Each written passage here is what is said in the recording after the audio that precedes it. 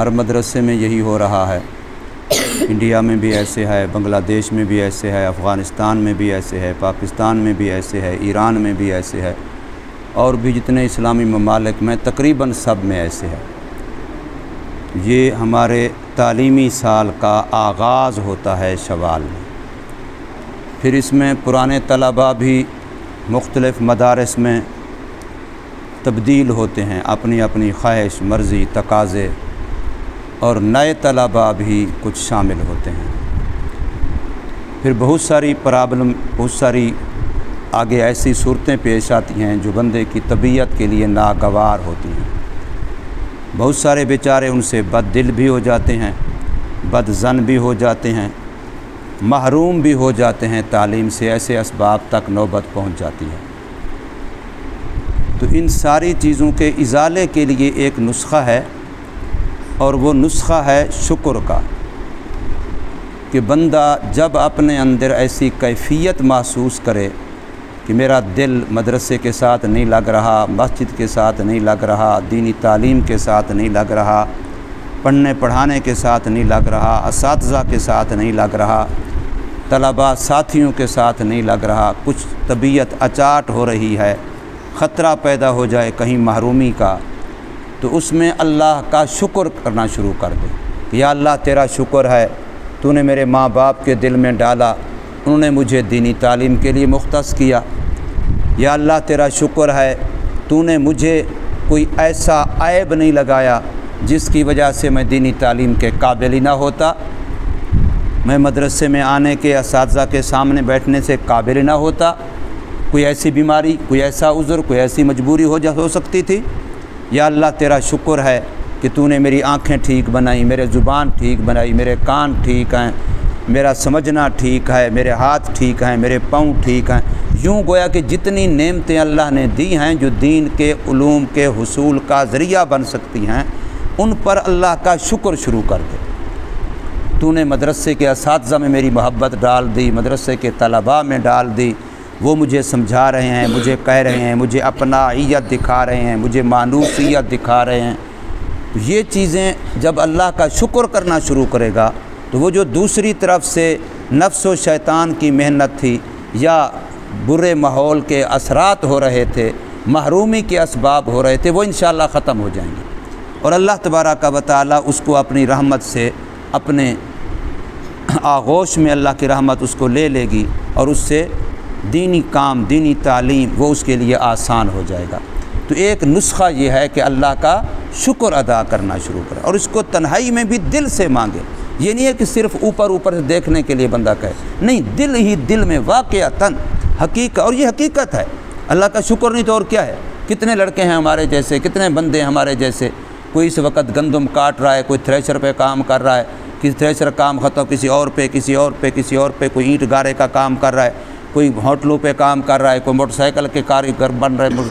مزدوری کر رہا ہے، کوئی کاروں کا، کوئی فلاں کا، دنیا میں جتنے شعبے ہیں۔ تو اللہ کا کرم نہیں ہے کہ اللہ نے ہمیں باوضو رکھا ہے، پاک رکھا ہے، ہر وقت ہمارا جسم پاک ہے، کپڑے پاک ہیں، ورنہ آپ کسی اور سے کہ نماز پڑھو، کوئی کہے گا میرا جسم پاک نہیں، کوئی کہے میرے کپڑے پاک نہیں، کوئی کہے گا میرا فلاں ہے، اور دل تو پاک ہوتے ہی نہیں ہیں۔ لیکن اللہ کا کتنا بڑا کرم ہے کہ اللہ نے ہمیں مسجد کا، مدرسے کا، باوضو دین کا ماحول دیا، اللہ نے ماں باپ کے دل میں ڈالا، ورنہ وہ بھی تو کہہ سکتے تھے کوئی ضرورت نہیں ہے،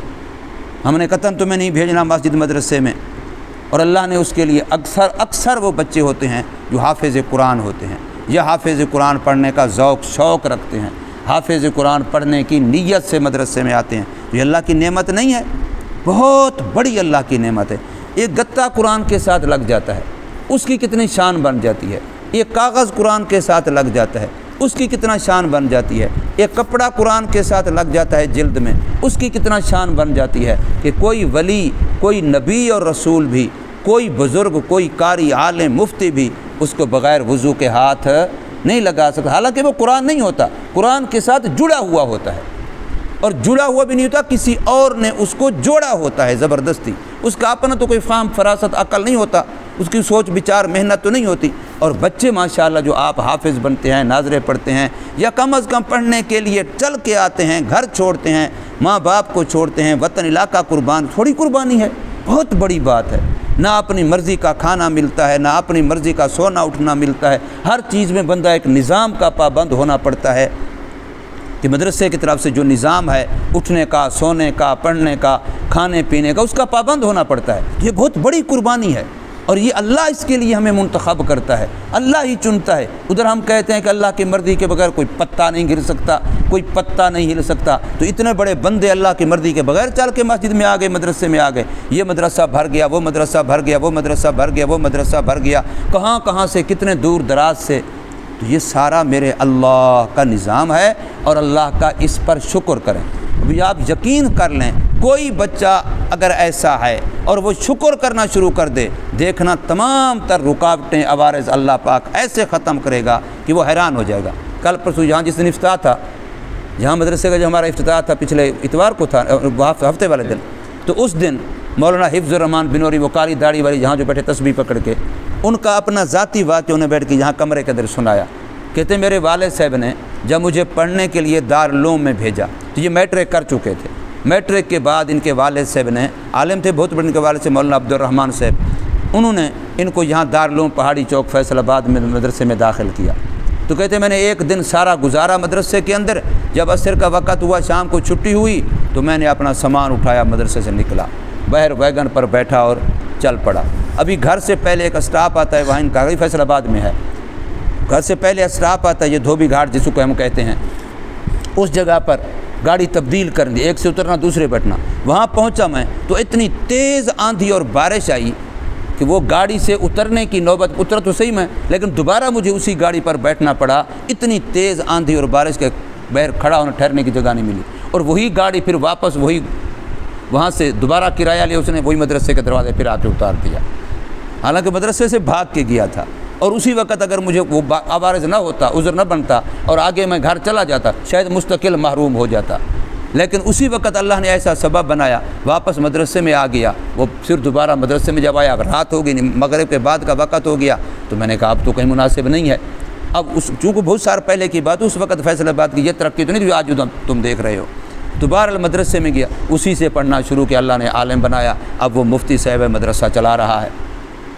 تو اس لیے بسا اوقات ایسے حالات بنتے ہیں، بندے کے ساتھ کئی سارے عوارض پیش آتے ہیں، لیکن رجوع اللہ ہو جائے، اللہ سے توفیق مانگی جائے، اور اللہ نے جتنی نعمت دی ہے اسی کا شکر کرو۔ تو پھر شکر کرنے پر اللہ کا وعدہ کیا ہے؟ ڈبل تاکید کے ساتھ اللہ کا وعدہ ہے کہ میں تمہاری نعمت میں اضافہ فرماؤں گا، اضافہ کروں گا، زیادتی کروں گا۔ تو جب نعمت اور بڑھے گی تو وہ جو رکاوٹیں ہیں وہ دور ہو جائیں گی۔ اللہ تبارک و تعالی ہم سب کے لیے، جتنے طلباء پورے پاکستان میں ہوں، انڈیا میں ہوں، بنگلہ دیش میں، جہاں کہیں بھی جن مدارس میں ہیں، جن کے لیے کوئی پرابلم ہے، کوئی مشکل ہے، کوئی مسئلہ ہے، اللہ تعالیٰ ان کو یہ اسی نسخے کے ذریعے سے یا ویسے ہی اللہ پاک اپنے بغیر، اللہ کو سبب کا محتاج تو نہیں ہے،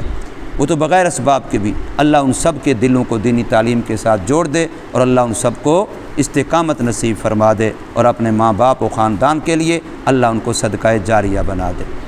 الحمدللہ۔